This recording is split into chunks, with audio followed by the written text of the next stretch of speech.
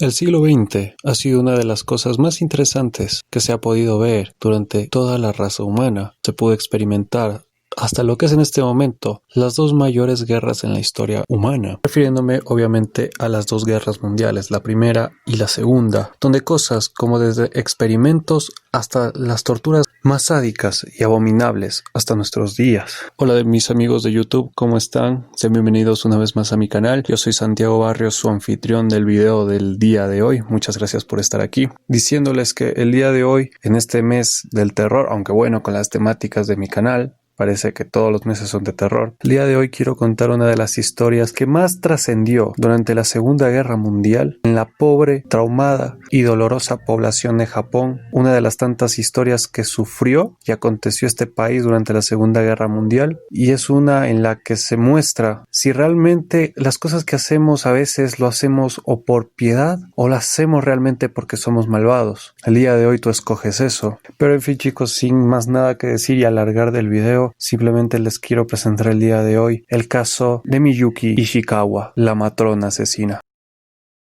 Aclarando en este inicio de video que la información acerca de Miyuki Ishikawa, sus primeros años, qué era lo que hacía cuando era niña, qué es lo que le había acontecido en su vida familiar o si había algún evento relevante en el mismo, la verdad es que no pude sacar mucha información. De por sí que para esa época Japón era demasiado hermético. Ha sido muy difícil constatar si realmente la información que pude sacar en varias páginas web son realmente fiables. Simplemente voy a redactar los hechos que más se repiten antes de lo que aconteció con esta mujer. Miyuki Ishikawa nació en Kunitomi, prefectura de Miyazaki, Japón, en el año de 1897. No se tiene mucha información acerca de su infancia, cómo fue, qué era lo que pasaba en ella, pero se dice que ella provino de un hogar bastante humilde en ese entonces, con padres que eran sembradores de cultivos, pero ella no le faltaba nada. A pesar del origen humilde en la sociedad japonesa de esa época, no le faltaba nada y para vaya pudo ejercer sus estudios, es decir, se graduó tanto de la escuela, del colegio y de la universidad sin ningún problema. Y como contaba en este último periodo, ella se graduaría en la Universidad de Tokio, donde haciendo una vida prolíficamente y de manera normal, se casaría un tiempo después con Takeshi Ishikawa. La relación era bastante buena, bastante amena, ambos se llevaban bien y sobre todo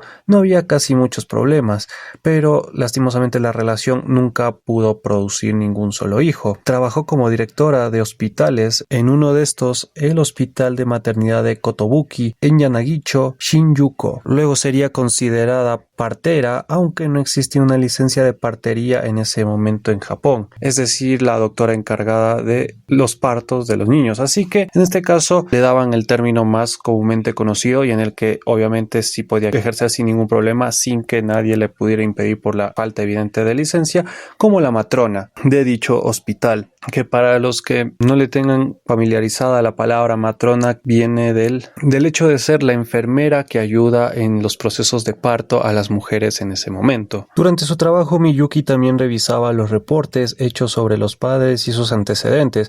Así descubrió que muchos de ellos eran pobres y no tenían los ingresos suficientes para mantener una familia sin sufrir necesidades económicas. Ante esta situación, la partera Ishikawa buscó la ayuda de organizaciones de caridad y servicios sociales, pero al no recibir respuesta positiva, se encontraba en un serio dilema moral. Su desesperación aumentaba en la medida que la lista de futuras madres crecía. Frente a este percance, la matrona Miyuki Ishikawa halló una solución escalofriante y pronto los bebés comenzaron a nacer muertos. De una manera u otra, a partir de la Primera Guerra Mundial hasta la Segunda Guerra Mundial hubo un enorme crecimiento en la población japonesa respecto a que nacían muchos bebés e inclusive a veces abarrotaban demasiado los hospitales justamente que ayudaban en la especialización de esto. El gobierno japonés tras esto, en los años 20, construía varios hospitales en varios sitios especializados solo para el parto, pero aún así no era suficiente. Estaban naciendo, por decirlo así, en masa los niños japoneses. En la región de Japón, desde el año de 1900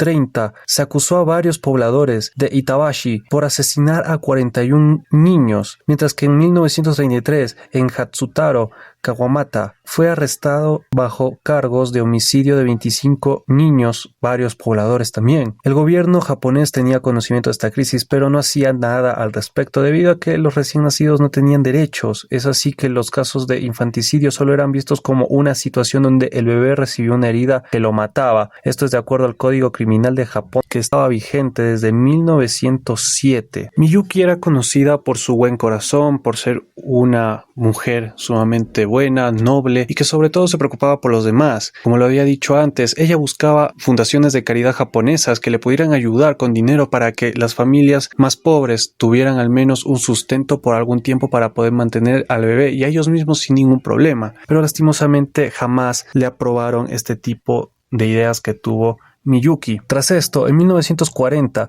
habían muchos niños en su hospital de maternidad y Miyuki Ishikawa se encontró enfrentando lo que ella percibió como una especie de dilema. Los padres de muchos de estos bebés, como lo dije, eran pobres e incapaces de criar a sus hijos de una forma apropiada sin problemas financieros, y ella misma era incapaz de ayudar a los bebés debido a la falta de servicios sociales y de beneficencia. Para solucionar este dilema, Ishikawa eligió a los niños abandonados. El número exacto de las víctimas es desconocido, pero se estima que asesinó al menos a 103 recién nacidos.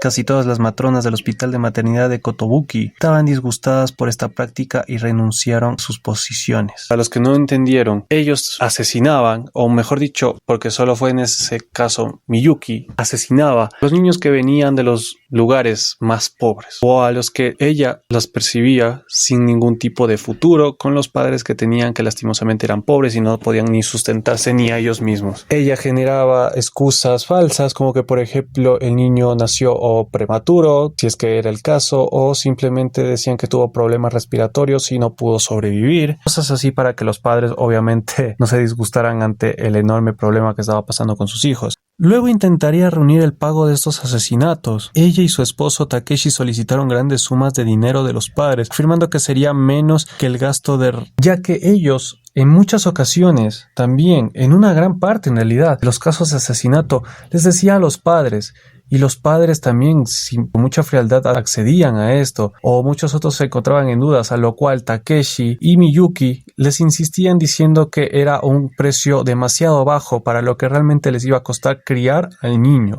Y para variar, en esta época de la Segunda Guerra Mundial, no deseaban los padres de Japón precisamente en ese momento crear una familia, ya que su futuro era completamente una duda, por lo cual decidieron llamar como niños no deseados ante los padres como para otro argumento para que ellos accedieran justamente a pagar este asesinato, ¿no? Un doctor, Shiro Nakayama, era cómplice de este sistema y ayudaba a la pareja a falsificar certificados de defunción, y esta práctica se ejerció durante varios años, consiguiendo así unas rentables sumas de dinero a la pareja y así también poder ayudar al hospital y sobre todo a crecer más el mismo y para crear obviamente una mejor vista social ante la gente que los conocía. Pero todo eso lentamente se comenzaría a acabar cuando dos oficiales de policía de la estación Waseda accidentalmente encontraron los restos de 5 víctimas de Ishikawa el 12 de enero de 1948. Las autopsias confirmaron que los cuerpos de los 5 bebés no habían muerto de causas naturales. Y para variar, según las pistas, todo indicaba que salían del centro hospitalario de Kotobuki, así que decidieron investigar. Dando así, cuando preguntaron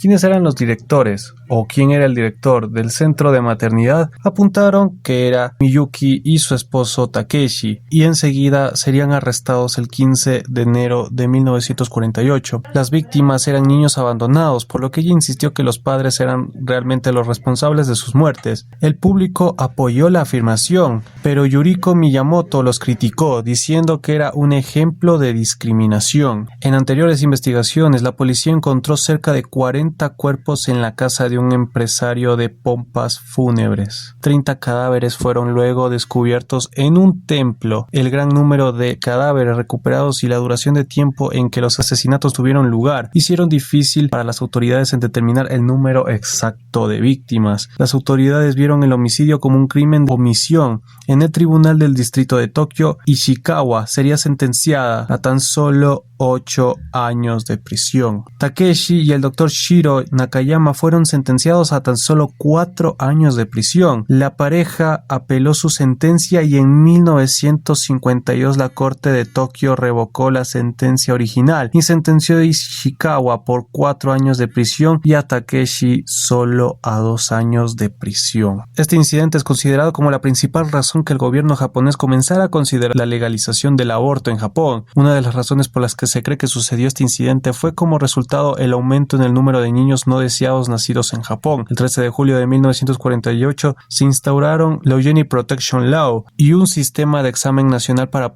matronas. El 24 de junio de 1949 se legalizó en Japón el aborto por razones económicas bajo la ley de protección eugénica. Durante este operativo, los oficiales de policía arrestaron a un sujeto llamado Ryutaro tras encontrar 5 sospechosas cajas de madera cerca de su propiedad. Y este fue realmente el inicio del fin para Miyuki Takeshi, ya que él había revelado que provenían de la maternidad del hospital. Aparte de esto, una vez en la estación de policía, el hombre confesó que había hecho lo mismo con 30 cajas y por cada bebé recibía la suma de 500 yenes. Su trabajo era tener las cajas por un tiempo y después llevarlas al crematorio para que no existiera ningún registro, por decirlo así, de los bebés, ¿no? Para que se le pueda realizar autopsias futuras por si alguien quería reclamar por X o Y razón y querían una autopsia, así ya no se sabría realmente cuál era la forma de muerte de los bebés. Pero lastimosamente no serviría de nada ni la confesión ni nada por el estilo para una mayor sentencia a esta mujer, ya que las autoridades clasificaron sus actos como crímenes de omisión. La ley justificaba las acciones de Miyuki, irónicamente, para esa época. La sentencia de 8 años de cárcel, que fue reducida a 4, fue visto como una completa ridiculez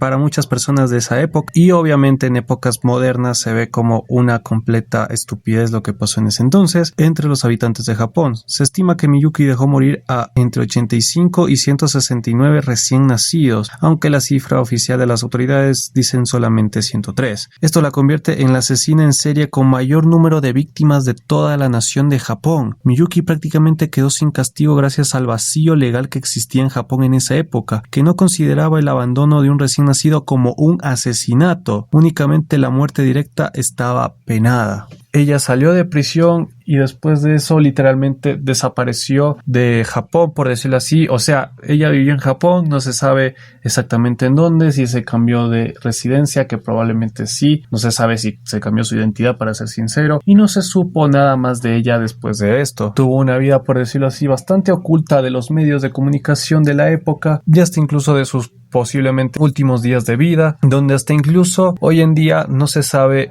cuándo fue su fallecimiento y no se sabe dónde puede encontrarse alguna clase de tumba o dónde falleció, o si existen algunas cenizas, o si realmente no dejaron algún, por decirlo así, algún heredero, algún hijo en la familia de los Ishikawa. No se supo absolutamente nada hasta el día de hoy. La vida de Miyuki después de la cárcel fue completamente un misterio. Y bueno, amigos, este ha sido el caso del día de hoy. Uno de los casos más horribles, si se puede decir así, por el hecho de que literalmente muchos niños que provenían de familias pobres o que eran abandonados en el hospital fallecían, no sé si decirlo por discriminación, pero los asesinaban porque eran niños abandonados y no había lugar en donde dejarlos. Puede ser que sí sea considerado como una discriminación, porque muchos dirán que podría haber otras maneras, podría haber otras soluciones, pero la mujer en ese sentido lo intentó todo. Fundaciones, beneficencias, nadie la ayudó para este tipo de casos. En ese sentido, la mujer intentó todo y fue ignorada completamente para la época, y probablemente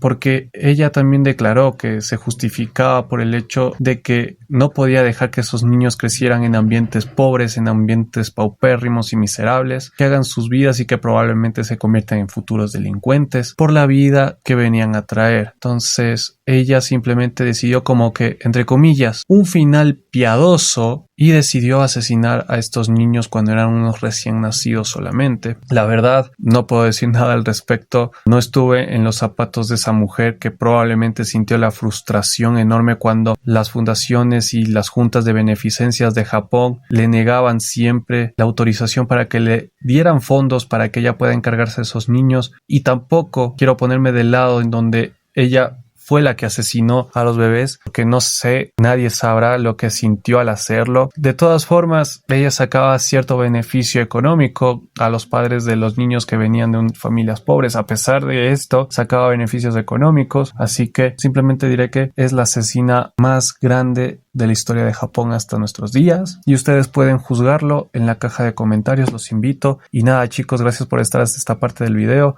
les agradezco mucho. Si eres nuevo o nueva en mi canal, suscríbete y activa la campana de notificaciones, así YouTube te notifica cada vez que yo subo un nuevo video al momento.